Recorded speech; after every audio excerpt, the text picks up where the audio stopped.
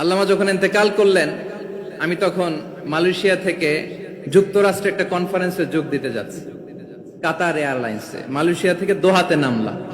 দোহায় যখন আমার ট্রানজিট, তখন শুনতে পেলাম যে আল্লামা বিদায় নিয়েছেন। সোশ্যাল মিডিয়ায় শুনে বিশ্বাস করতে পারলাম না। মুহূর্তের মধ্যেই মাসুদ সাইদি ভাইকে মেসেজ করলাম, উনি কোনো উত্তর দিতে পারলেন না।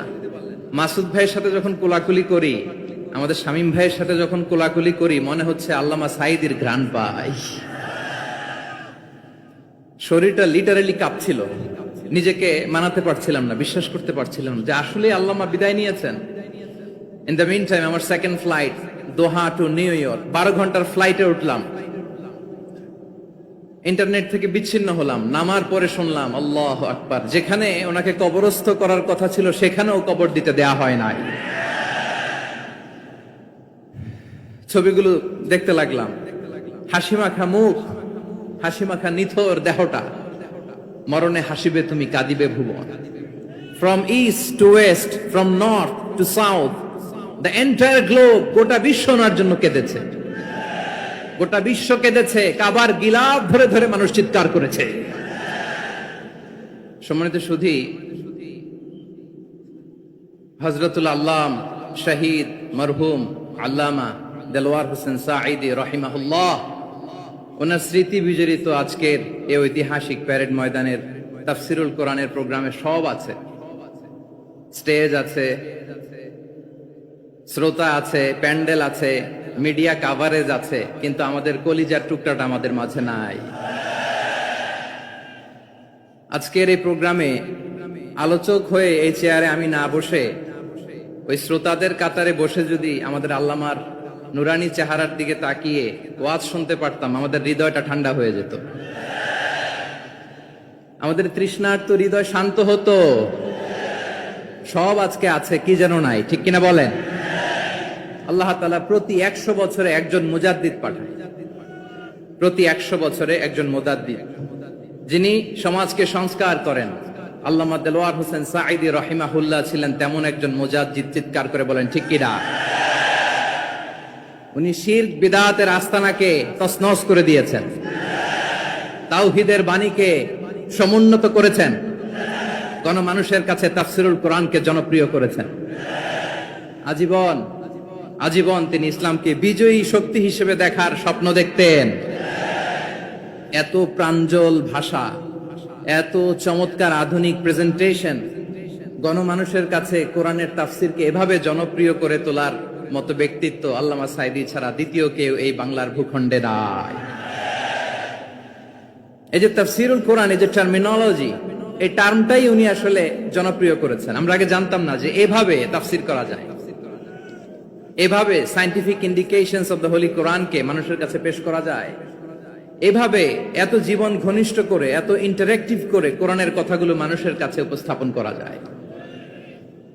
উনি অন্যায়ের বিরুদ্ধে সবসময় সোচ্চার ছিলেন, প্রতিবাদী কণ্ঠস্বর ছিলেন।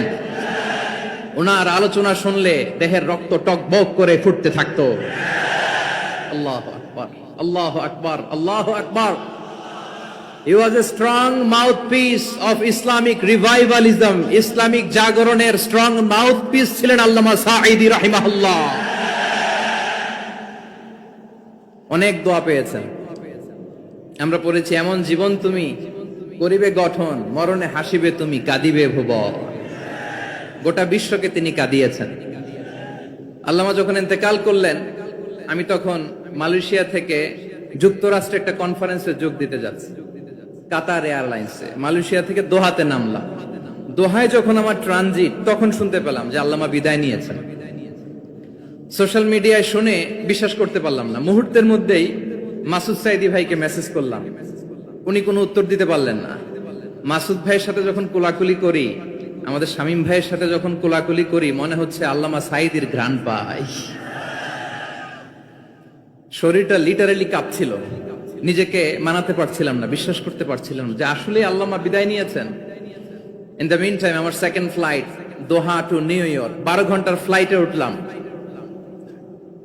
ইন্টারনেট থেকে বিচ্ছিন্ন হলাম। নামার পরে শুনলাম আল্লাহু আকবার, যেখানে ওনাকে কবরস্থ করার কথা ছিল সেখানেও কবর দিতে দেয়া হয় নাই। ছবিগুলো দেখতে লাগলাম।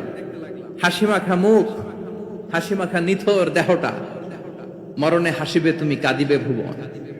From east to west, from north to south, the entire globe, গোটা বিশ্ব ওনার জন্য কেঁদেছে।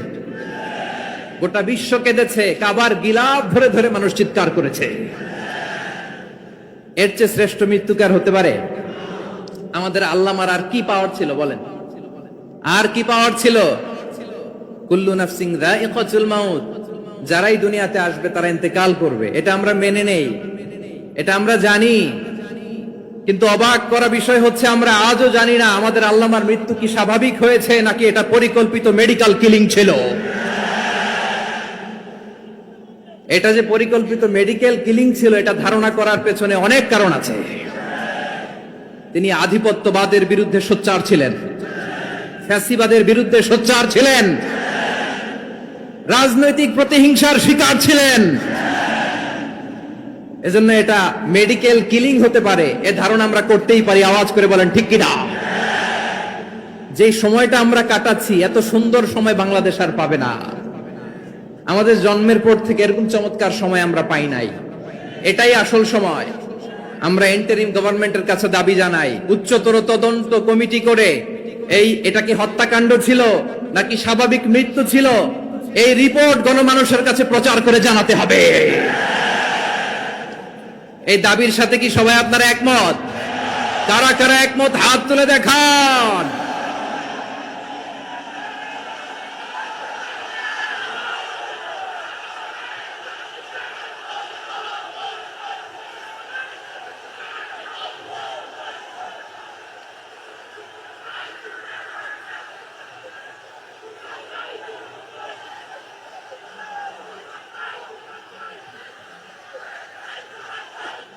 আমার প্রিয় ভাইয়েরা, প্রিয় চট্টলাবাসী, আল্লাহ তাআলা তার এই মুখলেস গোলামকে তার জান্নাতুল ফেরদাউসের মেহমান হিসেবে কবুল করুক।